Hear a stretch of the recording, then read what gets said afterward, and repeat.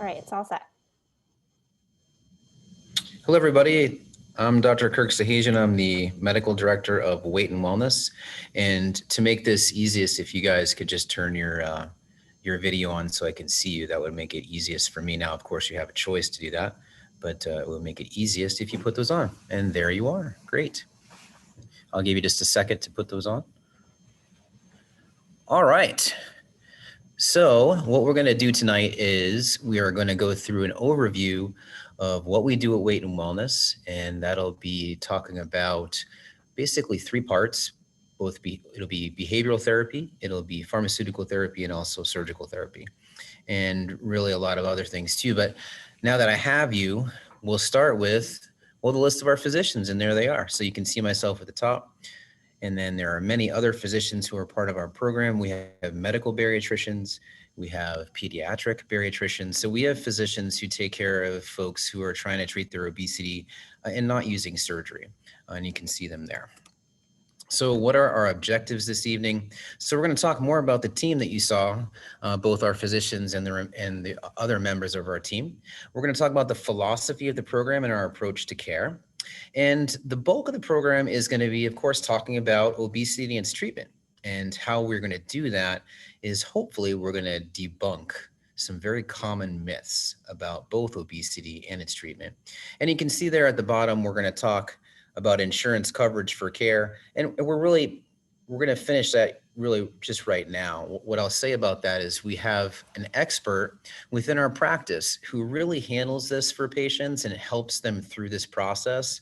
Now, you have to personally engage in this too, because you'll have to work with your own insurance carrier. But we will do our best to really help you understand how your insurance works with the treatments that we're going to offer you, and if they are covered and if they are not, so that you'll have a pretty clear idea of what your insurance is going to cover and what we can do for you. All right, so as I told you, we are going to talk about the team a little bit. And as I said, we have both obesity medicine specialists, so physicians who are taking care of patients with obesity. And mostly this is going to be behavioral and pharmaceutical therapies. And of course, we have surgeons like myself. And then there are many other team members, and you can see that they are listed here. And that is by design, because really effective treatment for obesity takes many, many different skill sets. And you can see they're listed here. We have dietitians, social workers, administrative specialists, nurses, and so on and so forth.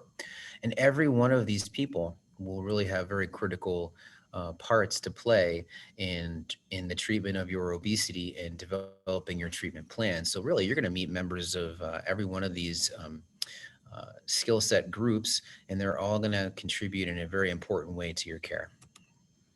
So what's our philosophy?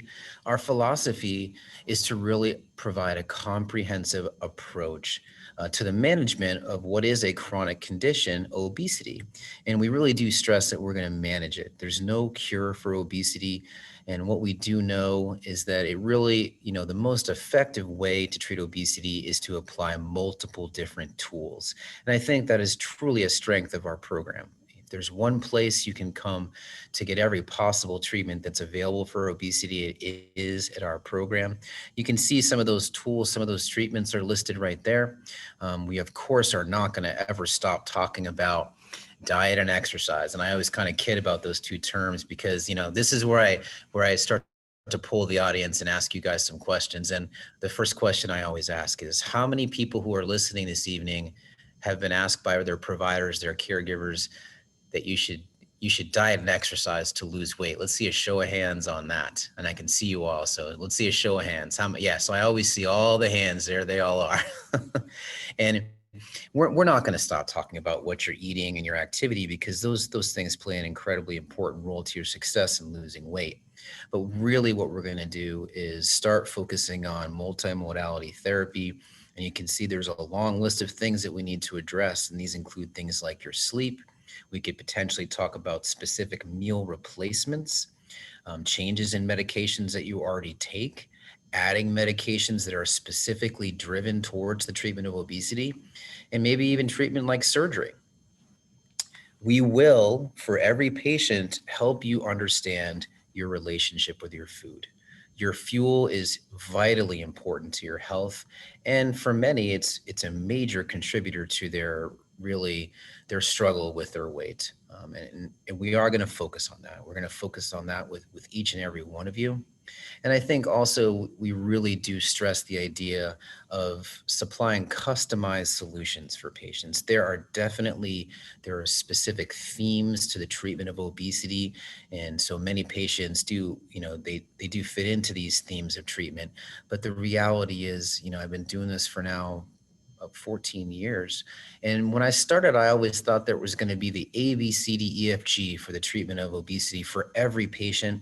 And really, the reality is there are themes, but ultimately, this needs to be customized because every patient is slightly different, and what's going to be effective for them is likely going to be slightly different as well. All right, so our approach to care is physician directed. You saw a long list of physicians to start in our presentation, and although there are many very important team members, and of course, they're not all physicians. You should understand that every treatment that you receive at our program is directed by a physician. You're not going to see a physician every time you come see us here, but you're definitely going to have all your care directed by a physician, whether it be a behavioral therapy, whether it be a pharmaceutical therapy, whether it be a surgical therapy. Our program is definitely a high frequency program. It is intense. It is not uncommon for you to need to visit us up to 2 or more times a month, or at least have a touch point up to 2 or more times a month. We are definitely leveraging technology to make this a little easier on patients regarding travel. If there's one good thing about COVID-19, we've learned how to use these things like Zoom, and we can continue to use them to help have touch points with patients. So you can have an intense program and you don't necessarily have to get in your car and come see us every time. We have used groups in the past. Obviously, currently that COVID has affected this, but we plan to implement these the moment we can because they are a very effective way to help patients. And we definitely use medications and surgeries as part of care for most of our patients. This is a more fundamental slide. Again, a theme regarding what the treatment for obesity would be. And it always starts with behavioral changes, okay? We're not gonna stop talking about what you're eating and how active you are, because really these changes are just absolutely vitally important to your success with any other treatment that we may choose. And that's why the pyramid is designed this way. You have to really establish a strong foundation before you can move up and to look at different treatments. And they're listed there. They include things like surgery and medication. But if you really haven't considered how you're fueling your body and how active you are, then again, any treatment we may apply will not be as effective. So we're going to now move into really the bulk of the program, and that's going to be talking about obesity and its treatment. And again, as I said, we're going to do this by addressing really what are very common myths about these two things. So to start, number one, obesity is not that big of a problem. Then I poll the audience again. How many people who are listening have felt that they're alone in their struggle with their weight or their obesity? You know, how many people feel that way? Let's see a show of hands there. And usually I see every hand go up, and there's some hands going up today. But the reality is you are very far from alone if you are struggling with your weight and obesity. These are CDC data, and what they show very clearly is that this is a very common disease that people throughout our country are experiencing and struggling with. You can see there's some different colors here. So there's a little bit of variability in the incidence of obesity in our country, but the reality is if you just kind of take it in a very basic way, it's roughly 30% across our country. So that is really, truly amazing. We are a country of over 300 million people, and a third of us are obese, which is, that's roughly, it's not perfect because of course this is adult data and we have adults and children, but that's roughly 100 million people. And if you look at overweight and obese, you're into the range of 66% of the people across our country. And that is just an incredible number. So the reality here is we need to really start developing effective, efficient therapies for obesity. Another way of looking at this is, again, this is prevalence of obesity in adults in our country from age 20 to 74. And you can see the theme is very basic. We've been establishing this data, the CDC has, since the mid 60s, actually the early 60s, and it has just simply gone up and up and up. And you can see projected by 2030, the incidence of obesity is projected to be 50%. So again, that is an amazing number. That is 150 million people. That's a number that we have to change. We do that by, again, by establishing effective treatment programs. And I think today modern obesity therapy is, as we've established, which is an integrated approach and applying many different modalities to every patient. Another common myth is obesity is not that dangerous. I think our patients commonly see their primary care providers, they see their other physicians, and talk about really everything except their obesity. They talk about their hypertension, their diabetes, the list is long. It is very long, and commonly we see patients who have never even talked to their physicians about their obesity. The reality is, it is dangerous. The first thing we need to do, though, is establish what obesity is so everyone's on the same page. And we do that, our definition is usually using a body mass index, which is a ratio of your height to weight, okay? And when that ratio reaches 30, you are considered obese. And there are many diseases, and here we say up to 40 diseases that are linked to obesity. And I don't randomly choose those that are listed today. And you're going to see these are themes that we're going to use throughout the talk. But you can see obesity-related illnesses include type 2 diabetes, heart disease, stroke, osteoarthritis, and cancer. Obesity is also associated with a 50 to 100% increased risk of premature death when you compare it to people who are healthy weight. Another way of looking at this is, how many years of life are you going to lose if you take into consideration what your BMI is? If your BMI is 30 to 35, you can expect to lose 2 to 4 years of your lifespan. If it is 40 to 45 or greater, you can expect to lose 8 to 10 years of life. And really what I usually use for most of our patients, they're going to be in the range of the BMI of 40 or greater often. And I just ask patients, how many people want to lose 10 years of their life? And I never get hands raised on that question. I never do. And another way of looking at it, obesity in that range is as dangerous as smoking. And I think, across our country, it's pretty clear in their minds that smoking is a very dangerous thing to do. But I'm not sure they think of being overweight or being obese as being equally dangerous as smoking. Another way of looking at this and how dangerous obesity can be is causes of death in our country. And remember, I didn't randomly choose diabetes, stroke, heart disease, cancer in my last slide, because there they are. They are associated with over 50% of deaths in our country annually. And the fact of the matter is, those diseases are all obesity-related illnesses. You can see this data is from Minnesota in 2010, but I can tell you the CDC data has not changed over the last 10 years. The death rates are exactly the same in our country. That is, the most critical illnesses to annual deaths in our country have been the same for the last 10 years. And interestingly, really almost the top 10 are obesity-related illnesses. Another really common myth is weight loss surgery is dangerous. For folks watching this evening, how many have heard that weight loss surgery, you could actually die from weight loss surgery? You could have serious complications. Let's see a show of hands there. And there they are. We always get a bunch of hands. So what's the reality about this? So surgery is not without risk. It's not zero risk. But the fact of the matter is, surgery is very safe for weight loss. The overall mortality rate, probably the worst possible complication you could have, is 0.1%, so roughly 1 in 1,000. Some very common procedures done in our country include gallbladder surgery, hip replacement, hysterectomy is another example.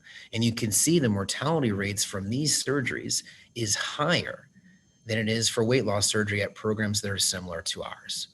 So the fact of the matter is, how many people across our country are going to die from their gallstones or gallbladder disease, or from their osteoarthritis? The answer is there's not many. We know, and we've shown you from the past data, that the chance of losing life years, the chance of dying sooner from obesity is extremely high. So we should be very aggressive in its treatment, and that should include considering surgery.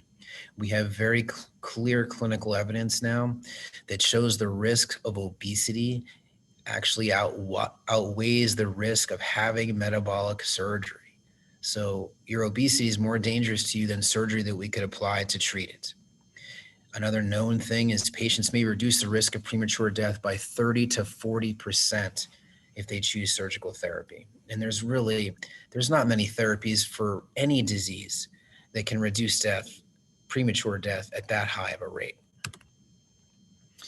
Another really common myth is weight loss surgery is not very effective and everybody regains their weight. How many folks have known someone who's had weight loss surgery and gained all their weight back? Let's see a show of hands there. And I see some nodding heads and hands going up, and that's okay. Does it ever happen? Yes, it does. But the truth is it's very rare. And the truth is surgery is actually very effective. What patients can expect from surgery is they can lose up to 60% of their excess weight in 6 months. And as you stretch that out further from surgery, you can get into numbers as high as 70 or 80% of the excess body weight lost. More importantly, when we look at long-term data for surgical therapy, really on average, after 5 years past surgery, most patients will maintain 50% of their excess body weight lost. And I think I'll try to simplify this too. What I tell most patients, because this is what the data actually supports. If you have surgical therapy and you eat a healthy diet and you perform some activity regularly, you can expect to lose 30 to 40% of your total body weight in a year to 3 years after surgical therapy. So there's really nothing out there that compares. When you compare that to, say, a typical behavioral therapy program, where you're going to talk mostly about what are you eating and what your activity is, you may lose 1 to 5% of your total body weight. And that would be in a really good scenario.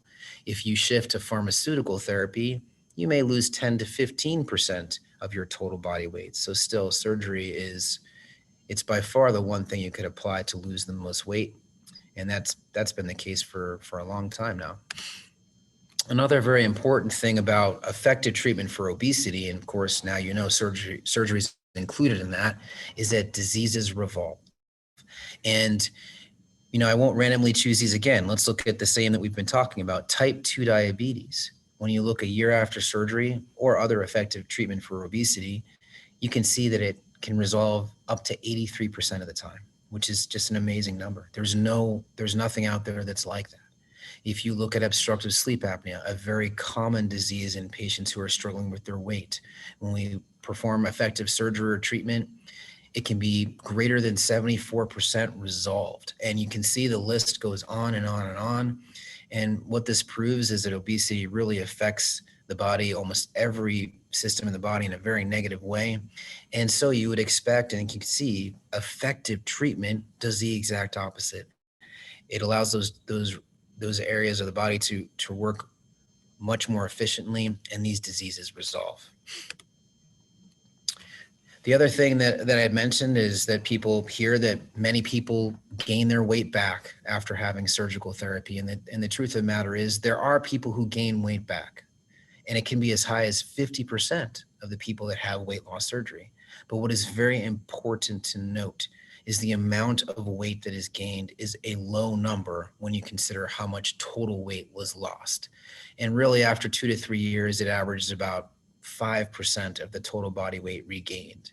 So remember, if you're losing 30 to 40% of your total body weight, that regain is not going to necessarily be clinically significant. And that's a very important concept to understand, that with weight loss surgery, particularly, you're losing a massive amount of weight, which is a little different than non-surgical therapies.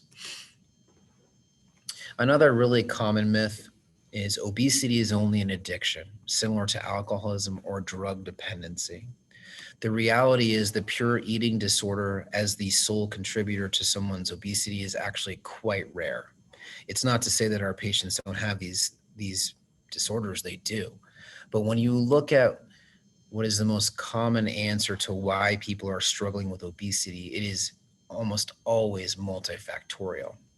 And part of this can be an energy imbalance. So, of course, the idea of calories in, calories out, energy in, energy out. So, that's a really an oversimplification, and we know that because how many people who are listening know someone that seems to eat anything and everything they want and they never gain weight, right? Show of hands on that.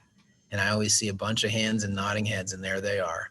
And that's reality. So again, energy imbalance does play a role, but it's not the only thing. Chronic sleep loss or poor sleep or diseases that cause poor sleep can really play a major factor in people's struggle with their obesity. And again, I can't stop talking about, we're always going to talk about food and the fuel that you're using. And there are definitely foods that can really be counterproductive to weight loss. But the good news is we know so much more about this now. We know there are definitely foods that can even be considered fat fighting foods, and you can see they're listed there, at least some examples. Stress and psychological distress. Show of hands, how many people have that in their life? And I always get all the hands up, and I'll put my hand up too, right? Stress and psychological distress. I'm not here to tell you that I can eliminate that from your life. But what I can tell you is we are definitely going to address this issue because it is so common and it so commonly contributes to why people are struggling with weight. And what we can do is look at very positive strategies to dealing with this. Unfortunately, many people use some very negative strategies, which can include using high calorie, unhealthy foods to address their stress and psychological distress. And clearly, we want to try to foster behaviors that are not going to be this and that are going to really help you lose weight and maintain your weight loss. There are many types of medications that can actually cause weight gain in patients. And unfortunately, there are common medications for common diseases in patients who are overweight. How many people have experienced that? How many people have started a medication and gained weight from that medication? Let's see a show of hands there. And I always see a bunch of hands, and there they are.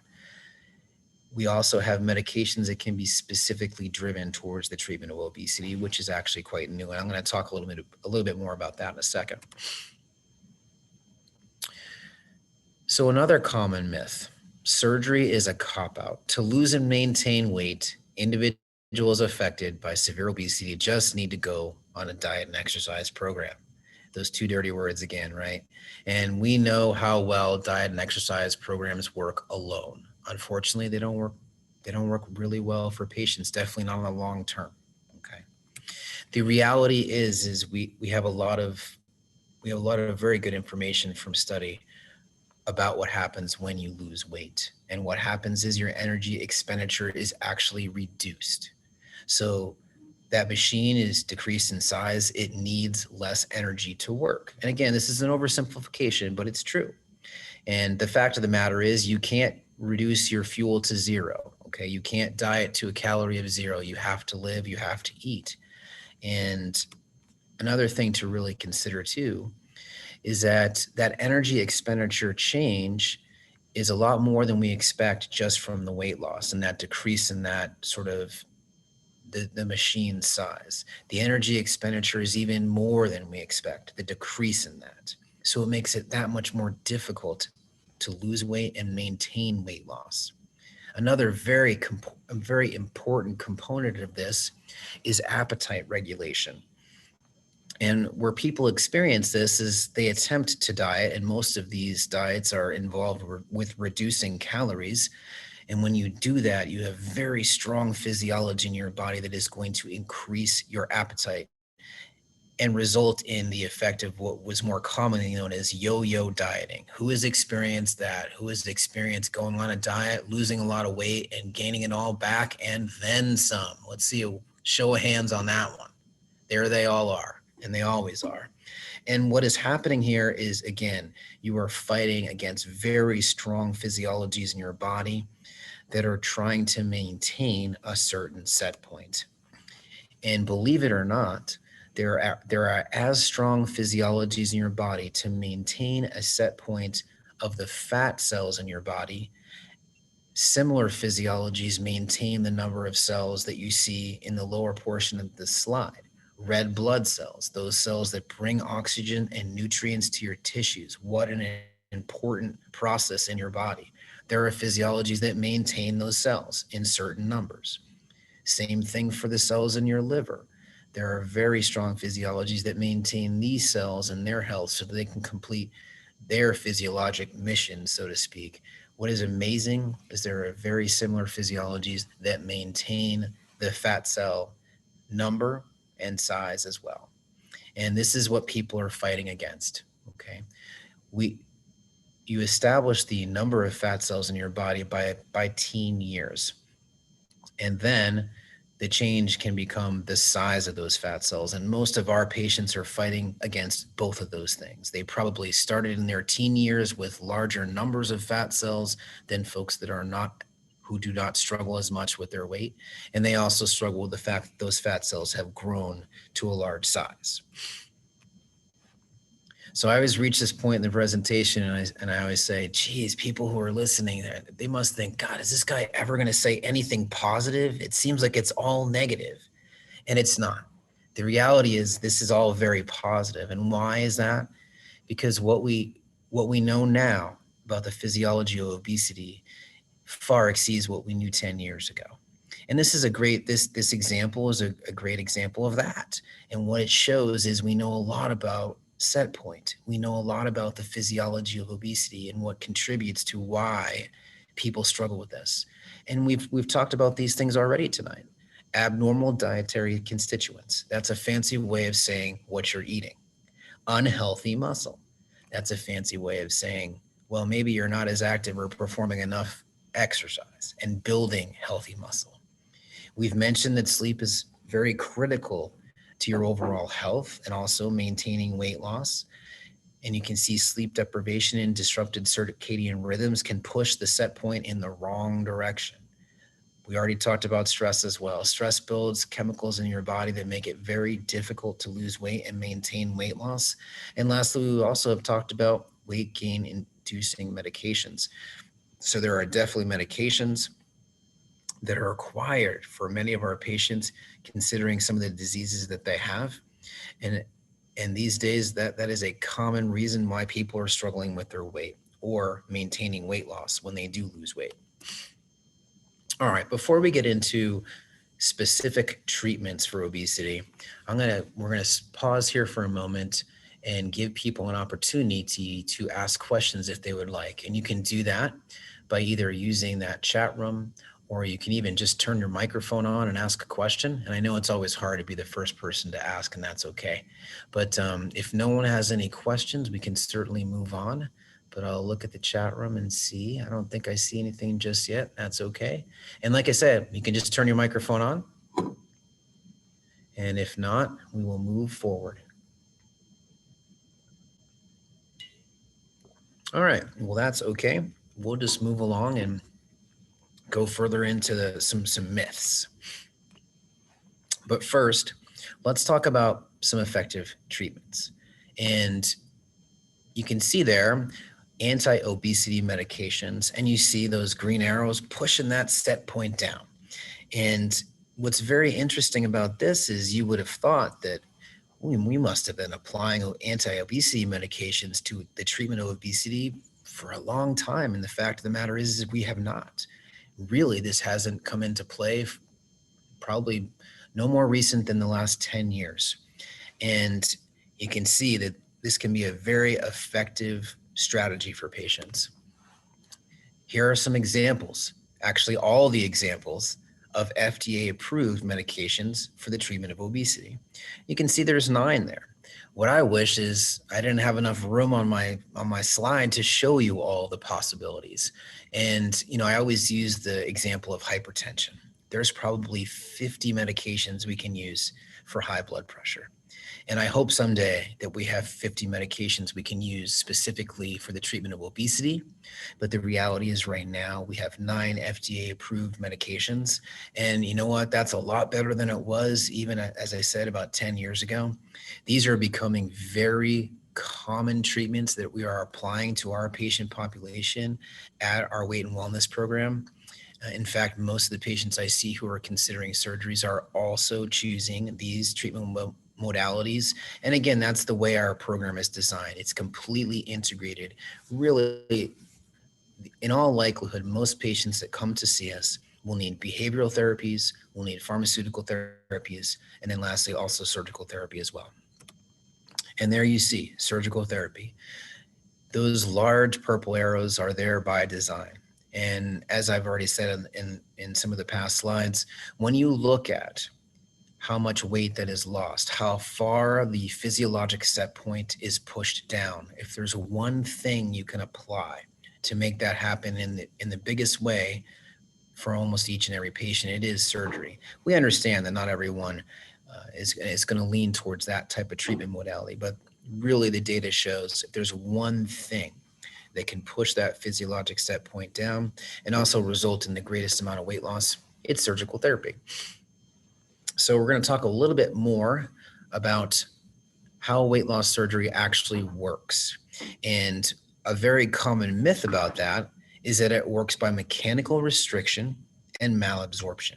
So people may or may not know when we actually talk about surgery, we tend to change the anatomy so that that stomach is very small. And then even for the bypass, we're rerouting the intestines. And I'll show the pictures of that in a second. But the reality is that surgery really works by a metabolic effect. And importantly, too, really all the effective treatments for obesity have a metabolic effect, whether it be pharmaceutical, whether it be behavioral. And here you can see with surgery, the change in energy expenditure is actually the opposite of what we see with diet. And the energy expenditure can actually be increased with surgical therapy. So that is why, one of the reasons why we see this massive amount of weight loss that occurs, and it happens rapidly.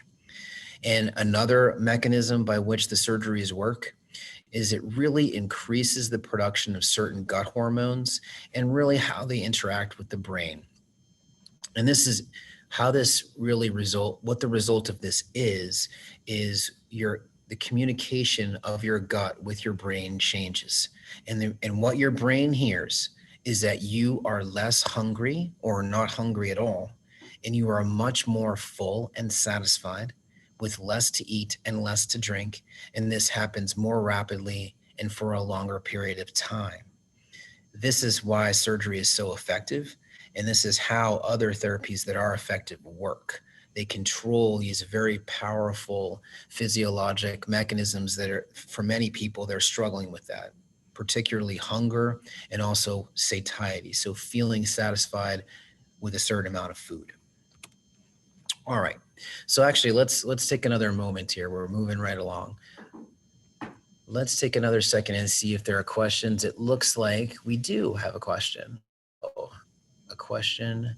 What percentage of patients that come to the practice seek medication management versus route of surgical therapy?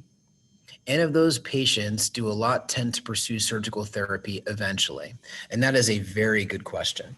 And interestingly, we just started to follow this. And what we have found is that by design, our program has every patient first meet a medical bariatrician. And the reason that is they take a very global approach and evaluation of every patient and try to help educate patients about the disease of obesity, and also really tend to talk about all the possible offerings that our program has. And that includes behavioral, pharmaceutical, and surgical management. Once the bariatrician has seen you and is working with you in that office visit, they really get a picture of what you need to succeed, so to speak. And that involves, what is your body mass index? What is your weight? What are your medical problems? What previous surgeries have you had?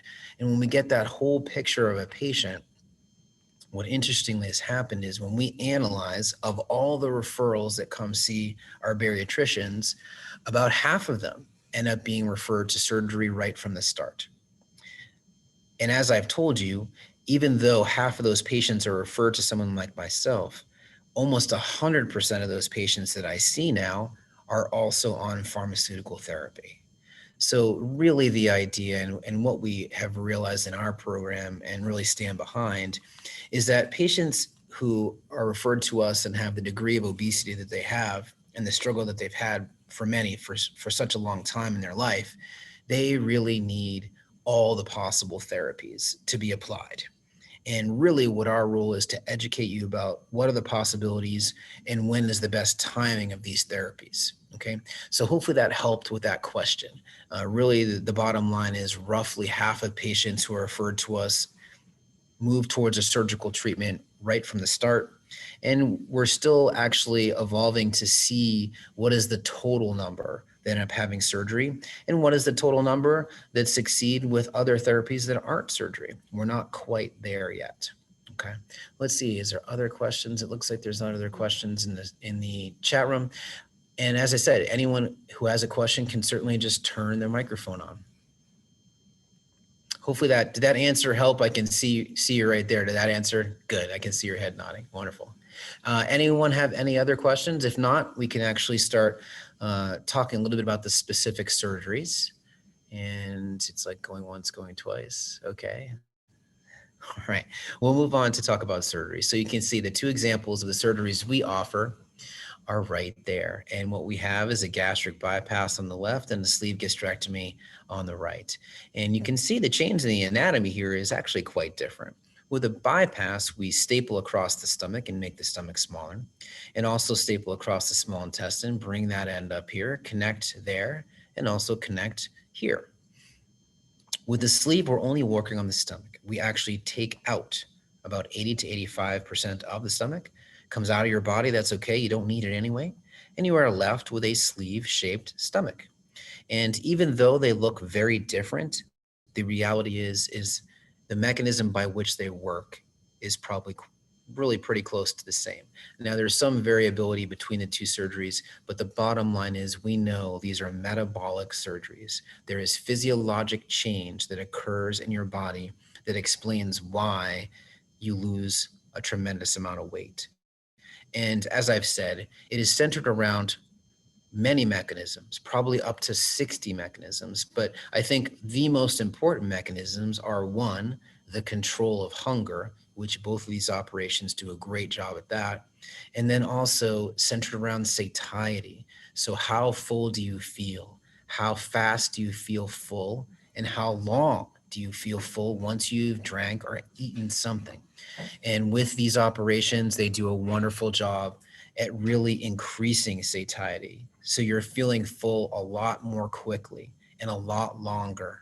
And that is it's very important to most patients, and it's really how they lose a lot of weight. Okay. And with surgeries, we've talked a little bit about risk. We kind of centered most of that on what's the mortality rate, but we should talk about the other possible risks. And they're not zero, but the good news these days with modern surgery, the risks and complications have very low rates. Specifically to these surgeries, you can see that we have staple lines and connections. Those can leak, and is a 1% or less chance of leak. And if there's any good news about that is for many patients, it does not translate to needing more surgery. We have endoscopic therapies that can work for these leaks. We have CT guided drainage that can work for these leaks. So these days, really a lot of people have treatment that doesn't involve surgery. Sometimes it does require surgery. But for instance, death from leaks these days is actually, it's very low. Again, overall death rate is 0.1%. So we're talking about 1 in 1,000, all right? Other complications really are for any surgery, and they include things like bleeding. Bleeding can require transfusions, but this is very rare. We are obviously going to do surgery inside the abdomen, so we could damage any structure inside your abdomen. If that occurs, we of course fix that, but it could require other procedures. It could require other surgery, and it might also require a bigger incision. That's one of the most common questions I get about surgery is how do we do our surgeries? Do we do a large incision? Do we do small incisions? The answer is we do really pretty much 100% of our surgery with small incisions.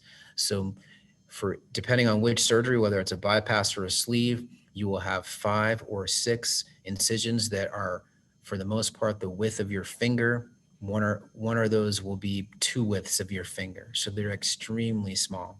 Okay. And I think that's pretty much addressing the most common complications. Some of the others are really a low risk, so a fraction of 1%. These include things like heart attack, stroke, blood clots. Again, these are really with any surgery, and they're at the rates that are comparable to really any other surgery. All right, so having talked a little about surgery and the risks, anybody else have any questions? Again, you can use the chat room, you can use your microphones.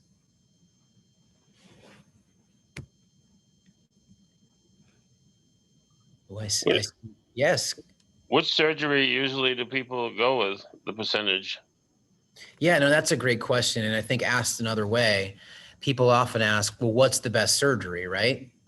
And I'll answer this in a couple ways. So the truth is, we have 2 really excellent surgeries that are very effective and safe. Okay. But there are some things, particularly in people's medical and surgical history, that can lean us in one or more direction. So we'll focus on the gastric bypass for a second. So someone who has really pretty severe GERD, reflux, indigestion, we tend to lean towards that operation because it's a little more effective at treating that specific disease. And also, when you compare the 2 operations, the chance of having reflux after the operation is a little higher with a sleeve. The other thing is type 2 diabetes. So someone who's had type 2 diabetes and they haven't had it that long and they haven't had to use insulin, we might lean them towards a bypass because bypass tends to be a very effective treatment for diabetes in that case. The reality is, again, when you look at the 2 surgeries, they can both be very effective at treating type 2 diabetes, but that specific scenario that I just alluded to might lean you towards a bypass. For a sleeve, if you're someone who needs to take non-steroidal medication, so you're taking ibuprofen, also known as Motrin, you're taking Aleve, naproxen, or aspirin. So you might be taking that for joint disease. You might be taking that because you have a high cardiac or stroke risk. You can still take those medications with a sleeve gastrectomy, whereas you cannot take those medications with a gastric bypass, and that's for the rest of your life. The reason why you can't take non-steroidal medication with a gastric bypass is there's an increased risk of ulceration at the connection between the small bowel and the stomach. So really for the rest of your life, you have to avoid non-steroidal medication. So for pain, you'd be looking at taking Tylenol, okay? And then let's see if there's other things to consider. Someone who has had a tremendous amount of intra-abdominal surgery, we sometimes lead towards a sleeve because, believe it or not, your stomach is actually quite high in your abdominal cavity. So often we can avoid a lot of the scarring and adhesions that occur from previous surgeries by focusing on doing a sleeve. With the bypass, adhesions of the intestine, particularly the small bowel, can really come into play and make this surgery even somewhat dangerous to do in someone who's had a lot of previous surgery. Okay. And I think you also asked the question, what's the percentage of the surgery? And I can tell you specifically about that.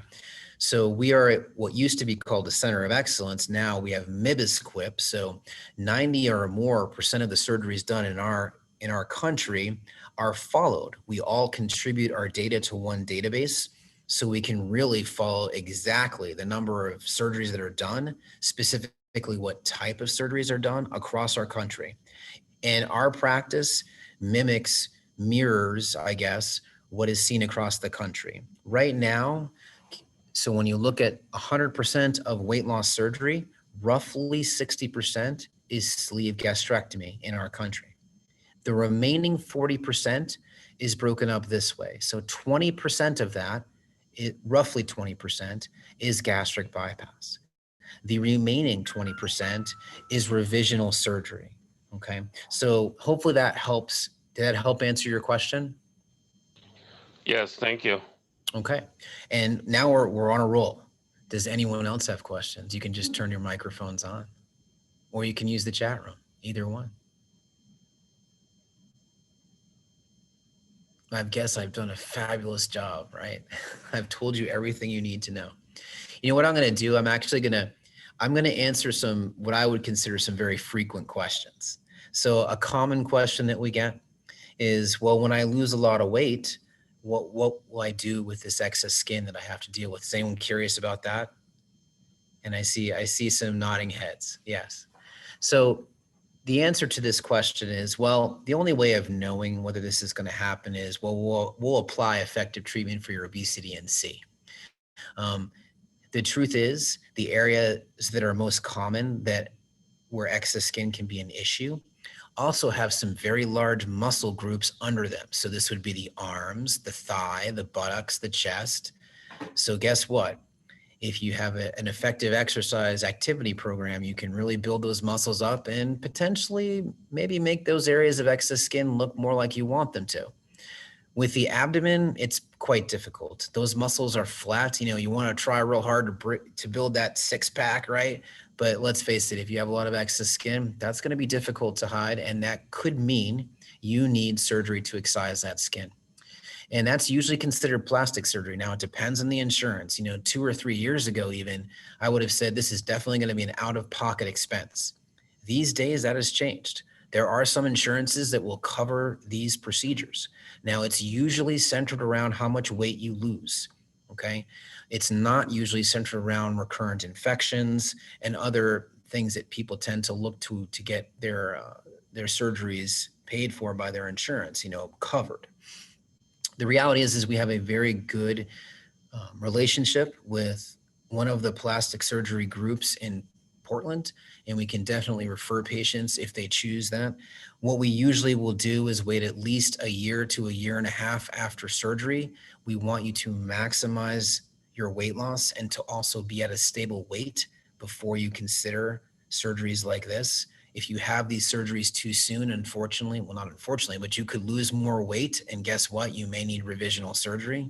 I don't want to pick on my plastic surgery colleagues, but they might be happy about doing more than one surgery, and we don't want that to happen. We want you to have one surgery if that is required. Okay. I'm trying to think of some other really common questions. I think we actually did. I think we actually addressed kind of most of them, because people usually will ask about, well, for surgery, you know, which one's the best? Which one should I choose? And I think we addressed that. Does anyone else have any other questions? I do have a couple more slides that we can work through. It's always like an auction. It's like going once, going twice. No? Okay. Let's see. I'm not going to focus. This is a physiology slide, and we've already pretty much addressed this. We've talked about the physiology of obesity. We've talked about how really the most effective way to treat this is to use multimodal therapy, to use behavioral, pharmaceutical, and surgical therapy for most patients. And we've also talked about those effective treatments and how they affect the physiology in the body. And that's really what this is getting at here. We're not gonna spend too much time on that. We already have. But what I will spend time on, you know, I'm a scientist, and you know, we tend to talk about data, we tend to talk about physiology, we talk about all these things. And I think, you know, for patients, I think it's helpful, you know, to a degree. But I think often we forget that we should probably just apply some really real world scenarios to help people understand what effective treatment really ends up being and what does it mean for a real patient. And I have a couple slides here. I'll tell you, I didn't need to look at someone's chart to make these slides, because what surgery means to people who are compliant, and compliant, what does that mean? That really means any therapy we choose, whether it's surgical, pharmaceutical, or other, the reality is to make those effective, you have to fuel your body in a healthy way. You have to make the right choice regarding the fuel you're using, the food you are eating. And what I always encourage patients to do is, you know, make an appropriate choice about 90% of the time. So you get 10% to eat cake, in quotes, you know? I don't mean literally eat cake, but I mean maybe make a choice that isn't as nutritionally as efficient as it maybe needs to be. But if you make the right choice 90% of the time, and you also incorporate regular activity exercise into your life, this is what surgical or other effective therapy can mean. This is Mrs. Smith. She's a 47-year-old female. She's 5'3". She weighs 300 pounds, and her BMI is 53. She has obstructive sleep apnea, type 2 diabetes, high blood pressure, and high cholesterol. She uses CPAP for her sleep apnea, and she's on 4 medications for those medical conditions that I mentioned. And let's shift to a year later after she has a sleeve gastrectomy or a gastric bypass. So she's 48. She's still 5'3". I can't change her height, but I can change her weight. And her weight is now 214 pounds. Her BMI is 37.9. She no longer has sleep apnea. She no longer has type 2 diabetes, high blood pressure, or high cholesterol. She does not need her CPAP anymore. And now she has exchanged the vitamins that we suggest, the multivitamin, vitamin D, calcium, and B12, and has gotten rid of all those other medications.